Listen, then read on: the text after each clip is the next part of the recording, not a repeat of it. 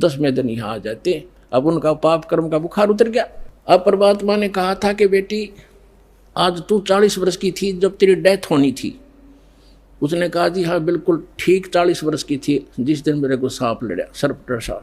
और अब मैं चाहूँगा जब मरेगी तू, काल नहीं मार सकता तुझे। अब वो रानी होगी 80-82 वर्ष की। वो 1-2 बार उसने खुद भी कहा महाराज अब मुझे तो भेज दो सतलोक, सारा काम हो लिया। परमात्मा बोले बेटी देख ले कोई पोता पोती में आस्था तो नहीं है तेरी, कार कोठी में, घोड़े कोठी में दैया आस्था रहेगी ना ऊपर, यहाँ तो तू फॉर्मलिटी करेगी और ऊपर जाकर तो कति तेरी बार दिखाई देगी शीशे की तरह, फिर वापस पटकनी पड़ेगी। मैंने अगना जी आप तो अंतर्यामी हो, मेरे कोई मन में नहीं है, मैं तो कति फारिग हो रही हूँ, अपने ज्ञान ऐसा दे दिया, मृत्यु तो होनी ही है, चलते हाथ पाँव हो जाओ और अच्छा है। तो जब वो 80-82 वर्ष की होगी तो परमात्मा ने कहा कि ले चल इंद्रमती सतलोक चलते हैं। चलो जी। अब परमात्मा अकेले आए थे और किसी को नहीं दिखाई दे रहे थे और इंदुमती को दिख रहे थे। वो चलेगी, औरों के देखने लगे रानी मर गई, क्या हो गया, पेरानी हार्ट फेल हो गया, कुछ भी कहते रहो। वह गई अपन उसको पता भी नहीं तो मरी है। तो मान सरोवर है ऊपर एक, यहाँ पर मान सरोवर है। उस मान सरोवर पर जाकर कुछ दिन के लिए इस जीव को वहाँ रखा जाता है। वहाँ रखने के बाद फिर इसकी भावना देखी जाती है ये अभी कितनी और कमज़ोर है। तो वहाँ जब मान सरोवर पर जा लिए उसमें स्नान कराया जाता है। कुछ आवरण जो गंध है हमारे आत्मा के मैल वहाँ परमात्मा के मंत्रित जल से भी ठीक होते हैं। तो बाहर आकर बैठगी रानी स्नान करके और परमात्मा ने पूछा बेटा अब फिर देख ले कोई आस्था तेरे नीचे के लोक में तो नहीं किसी की, तेरी संपत्ति में। तो उसके मन में एक बात खटकेगी कि हे महाराज आपके ज्ञान से मुझे तो बहुत कुछ जानकारी होगी, लेकिन संसार की दृष्टि में जो मेरा पति है अब तो मुझे अपने ओरिजिनल पति का पता लग गया। परम अक्षर ब्रह्म वो हमारा पति है, लेकिन शरीर का जो पति है वो बहुत बड़ी आदमी था, लेकिन उसकी नालायकी है मालिक, उसने भजन नहीं किया। लेकिन आज जो मुझे उपलब्धि हुई है उसमें उसका बहुत बड़ा सहयोग है मेरे पति का। उसने मुझे मना नहीं किया, यदि वो मुझे मना करता तो पत्नी तो अपने पति के विवश होती हैं, वो आपको भी प्रवेश नहीं करने देता समर्थ था और मुझे भी भक्ति से वंचित करा देता। उस देवता ने कोई बाधा नहीं करी। यदि उसका कोई क्रेडिट बना हो इस काम का तो मेरी प्रार्थना है भगवान उसको भी शरण में लेना। पुण्यात्मा परमात्मा जान गए कि यह भी कमजोरी ये है।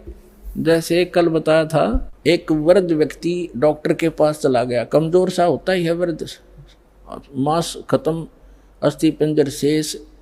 डॉक्टर से कहने लगा डॉक्टर जी मेरी पिंडी भड़के हैं, पिंडियों में दर्द होता है पिंडलियों में। डॉक्टर ने देख लिया अब दूर रहते हैं कमजोर वीकनेस के कारण है कि कमजोरी है बाबा। फिर कहने लगा जी मेरी सांथड़ भी दर्द करती है। डॉक्टर बोला कमजोरी है बाबा। मेरे सिर में दर्द रहता है डॉक्टर जी। डॉक्टर बोला जी कमजोरी है। फिर बोला मैं खड़ा होता हूँ चक्कर सा आता है। डॉक्टर बोला कमजोरी है। वो वृद्ध गुस्सा हो गया ने बोला तू डॉक्टर है गम चक्कर एक के बाद जाना है कमजोरी कमजोरी कुछ और भी बतावेगा। तो डॉक्टर बोला यह भी कमजोरी है, क्योंकि कमजोर आदमी ने गुस्सा आया करे, ये भी ड्यू टू कमजोरी है, वीकनेस है। तो पुण्यात्मा परमात्मा जानेंगे अज्ञा भी कमजोरी है जो या बोल रही है उसके प्रति इसका लगाव शेष है या आप भी डूबेगी। तब कहा बेटा तू यहाँ रुक कुछ दिन। अब राजा 90 वर्ष का हो गया था, अट्टा कट्टा शरीर, अच्छे खावे खादू लावे गुटी किसमस बादाम और लाल चेहरा। अब ने सोचा था 100-125 वर्ष तो जिया ही करें न खूब। अब राजा आया, चौक में आया बाहर से घूम के, 90 वर्ष की उम्र होगी थी, और आते ही नीचे उतरा घोड़े से। नौकर आसपास खड़े, अंगरक्षक साथ थे, बाहर से आए थे, और पलंग तक भी नहीं पहुंचा, गद गिरा और टट्टी पेशाब निकल गई। यम के दूध खड़े दिखाई दे, जबान बंद होगी, उसका टाइम आ गया, सेकंड भी नहीं दे, एक सांस भी नहीं दे काल तो, और खींच खींच कर सांस लग गया। टट्टी पेशाब निकल गई, नू आँखें फट गई। वैद्य बुद्धों ने अपनी सारी जंतर मंतर कर लिए, सारी दवाई दे दी, फिर वो समझ गए कि अब इसका अंत समय है। तब परमात्मा ने कहा कि देख बेटी उस अफलातून की हालत हो रही है, देखो यम के दूत खड़े चारों तरफ और उसको कैसे डरा रहे हैं। उसकी जुबान बंद कर रखी है उन्होंने, अब ये बोल नहीं पा रहा और धरती तोलता फिरे था, कहे कि नहीं मानने था। तब रानी बोली देख लो जी मैं क्या बताऊँ आपने, उसने मेरी मदद बहुत कर रखी है। परमात्मा समझ गए कहाँ या के कहना चाहो है। तो कहने लगा बेटी मैं जाता हूँ। तो परमात्मा आकर प्रकट हो गए वहाँ उनके चौक में। कबीर साहब के आते ही यम के दूत ने हो गए, एकदम गायब हो गए। राजा होश में आ गया और उसने सामने परमात्मा खड़े दिखाई दिए, चरणों में पड़ गए। और वो यम के दूत आकाश में दिखे, वो नो देखकर कभी भगवान की तरफ देखे। परमात्मा बोले भाई आज तेरा एंड आ गया था चंद्र विजय, तेरा सांस शेष नहीं था। ने बोला जी सही बात है। तो परमात्मा बोले अब क्या चाहिए तुझे? अगर जी मैंने भक्ति दे दो, भक्ति दे दो, भक्ति करूँगा। तो अपने आत्मा अब आँख खुल आदमी की जब पक्की यकीन हो जाए कहाँ टिकट कटेगी तब भगवान दिखाई देता है।